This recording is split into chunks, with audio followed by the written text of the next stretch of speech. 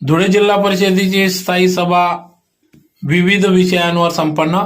याबाबत वृत्त असे की आज दिनांक 8 एप्रिल 2024 रोजी दुपारी 2 वाजता धुळे जिल्हा परिषदेच्या अध्यक्षा धरतीताई देवरे यांच्या दालनात सदर स्थायी सभा घेण्यात आली. या स्थायी सभा प्रसंगी या ठिकाणी अध्यक्षा धरतीताई देवरे, सीओ विशाल नरवाडे, अतिरिक्त मुख्य कार्यकारी अधिकारी चंद्रकांत पवार, उपमुख्य कार्यकारी अधिकारी BS आकलाडे, स्थायी समिती सदस्या सौ सोनीताई कदम